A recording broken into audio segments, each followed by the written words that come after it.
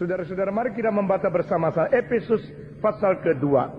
Efesus pasal kedua, kita membaca dari ayat pertama sampai dengan ayat yang kelima. Ayat pertama sampai dengan ayat yang kelima. Saya membaca pertama, saudara kedua, dan bergiliran terus. Kamu dahulu sudah mati karena pelanggaran-pelanggaran dan dosa-dosamu. Kedua, kamu hidup di dalamnya karena kamu mengikuti jalan dunia ini, karena kamu mentaati penguasa kekerajaan angkasa, yaitu roh yang sekarang sedang bekerja di antara orang-orang durhaka. Sebenarnya dahulu kami semua juga terhitung di antara mereka ketika kami hidup di dalam hawa nafsu daging dan menuruti kehendak daging dan pikiran kami yang jahat. Pada dasarnya kami adalah orang-orang yang harus dimurkai, sama seperti mereka yang lain. Keempat, semua, tetapi Allah yang kaya dengan rahmat, oleh karena kasih-Nya yang besar yang dilimpahkannya kepada kita, telah menghidupkan kita bersama-sama dengan Kristus, sekalipun kita telah mati oleh kesalahan-kesalahan kita. Oleh kasih karunia kamu diselamatkan. Saudara-saudara, sekali lagi kita membaca ayat kelima. 1, 2, 3. Telah menghidupkan kita bersama-sama dengan Kristus, sekalipun kita telah mati oleh kesalahan-kesalahan kita. Oleh kasih karunia kamu diselamatkan. Mari kita berdoa sekali lagi. Bapa di dalam surga, berkatilah jam sesudah ini. Berkati setiap menit, setiap perkataan, setiap bagian yang diuraikan di dalam mimbar ini. Kiranya Engkau dengan Roh-Mu yang kudus mencelikkan mata rohani kami masing-masing dan menjadikan kami orang yang makin sadar, makin mengerti, dan kami makin menerima anugerah, juga makin memberikan ucapan syukur kepada Tuhan. Karena memang besarlah rahmat anugerah Tuhan. Dengar doa kami yang kami panjatkan dalam nama Yesus Kristus, penebus dan juru selamat kami yang hidup. Amin. Saudara-saudara, kita telah menyelesaikan pasal pertama dari Efesus. Di dalam fase pertama kita melihat betapa besarnya anugerah Tuhan yang ditulis oleh Paulus, ditelusuri bukan sampai awal hidup kita, tetapi bukan juga sampai awal terjadinya segala sesuatu, tetapi ditelusuri sampai sebelum dunia diciptakan. Saudara-saudara, berapa jauh rencana Tuhan. Orang yang percaya seorang Allah yang tidak ada rencana adalah orang yang pikirannya kurang sehat. Mempercayai seorang Allah yang tidak mempunyai rencana, tidak mempunyai segala sesuatu yang diproses di dalam pikirannya, itu adalah orang yang percaya kepada Allah yang buta atau Allah yang tidak berpikiran. Saudara-saudara, di dalam teologi reform kita jangan jelas mengetahui bahwa Allah mempunyai rencana sebelum dunia diciptakan, khususnya di dalam menyelamatkan mereka yang berada di dalam dosa. Allah menyediakan keselamatan, Allah mengutuskan juru selamat, dan Allah memberikan Roh Kudus.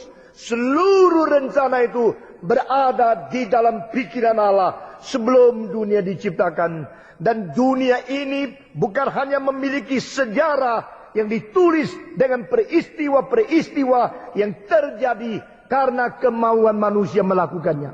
Tetapi lebih daripada itu, di antara arus seluruh sejarah yang begitu besar itu, ada satu sejarah pokok yang menjadi arus yang penting.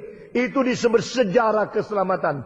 Itu disebut sejarah kedaulatan daripada Tuhan Allah. Saudara-saudara, jikalau kita hanya berada di dalam arus sejarah, di tengah-tengah peristiwa-peristiwa yang terjadi, dan kita tidak melihat ada kehendak Allah yang berada di tengah-tengah arus, menjadi arus yang penting, kita belum mempunyai wawasan kekristenan yang sungguh-sungguh. Saudara-saudara sekalian, Paulus bukan hanya melihat sejarah, Paulus melihat melampaui sejarah. Paulus bukan hanya berada di proses waktu, Paulus melintasi sebelum waktu. Paulus bukan hanya melihat peristiwa-peristiwa yang terjadi setiap hari di sekitarnya, dia melalui melihat kehendak Allah yang berada di dalam sejarah untuk memimpin dan untuk membawa manusia menuju kepada apa yang sudah direncanakan itu. Saudara-saudara, inilah perbedaan orang Kristen dengan orang yang belum Kristen. Orang Kristen seharusnya bukan hanya menjadi orang yang minta-minta segala sesuatu menurut keinginan diri, tetapi dengan doa yang diakhiri dengan dalam nama Yesus Kristus saja. Orang Kristen seharusnya adalah orang yang mempunyai pengertian bagaimana Bapa kita di surga menangani seluruh sejarah dan apakah isi hatinya yang akan dijalankan di dalam dunia itu. Itulah sebab Yesus Kristus berkata, jikalau engkau berdoa, doalah seperti ini: Bapa kami yang berada di dalam surga, dipermuliakanlah namamu, dan bukan saja demikian, datanglah kerajaanmu, jadilah kehendakmu. Ini menjadi sesuatu pokok doa yang penting sekali sebelum kita minta kebutuhan kita secukupnya di dalam makanan sehari-hari. Saudara-saudara, wawasan orang Kristen di dalam pikiran itu mempunyai takhta, mempunyai rencana, mempunyai cara Tuhan bekerja dengan kedaulatan, bijaksana, dan kuasanya yang melampaui segala alam semesta. Saudara-saudara sekalian, dengan demikian pasal pertama Paulus berkata kepada kita bahwa Tuhan telah memberikan segala berkat di dalam Kristus kepada kita sebelum dunia diciptakan. Tetapi di dalam proses dinamis daripada perjalanan sejarah, dia mengirim Kristus untuk diutus, untuk mati di atas kayu salib, untuk mengalirkan darah, untuk menebus kita, untuk bangkit pula dari kematian, dan untuk mengirim Roh Kudus meterai di dalam hati orang percaya, supaya kita mendapatkan jaminan penebusan yang kekal.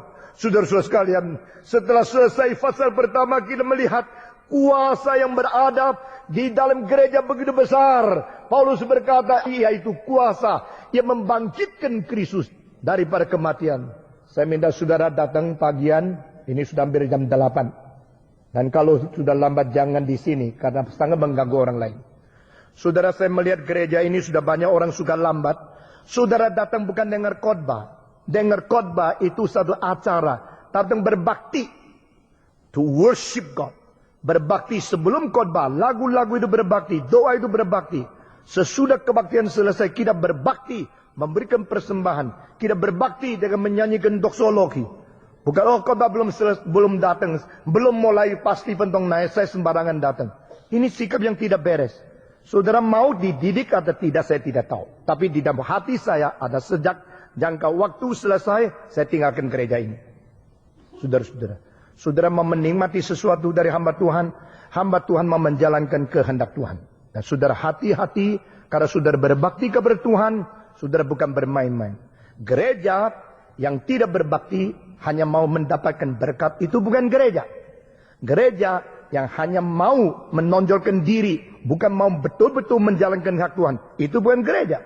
Gereja yang hanya mau menerima khotbah yang enak-enak, tapi tidak mau perintah Tuhan, itu bukan gereja.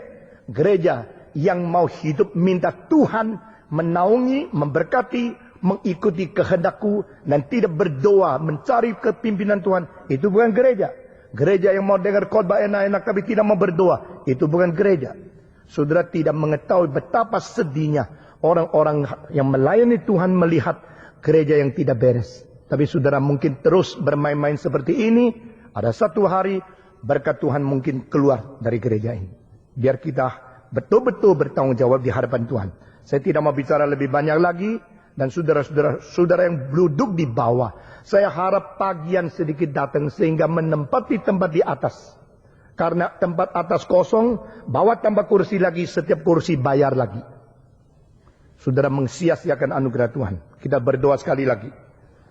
Tuhan beri kepada gereja ini perasaan takut kepada Tuhan, dan perasaan kewajiban berbakti kepada Tuhan, dan sungguh-sungguh mau berjalan di dalam kehendak Tuhan. Didiklah kami Tuhan sesuai dengan rencanamu, kehendakmu, kuasamu, dan bijaksana surgawi. Karena kami hidup di dalam dunia harus hidup untuk berkenan di dalam hati Tuhan. Dengar doa kami yang kami panjatkan. Dalam nama Yesus Kristus, penebus dan juru selamat kami yang hidup. Amin.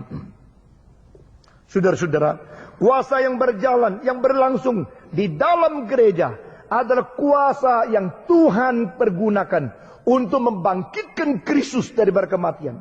Sehingga setelah Kristus bangkit, Kristus diberikan tempat yang tertinggi, melampaui segala pemerintah, segala penguasa yang di bumi maupun yang di angkasa, dan kuasa yang begitu besar, nama yang begitu besar.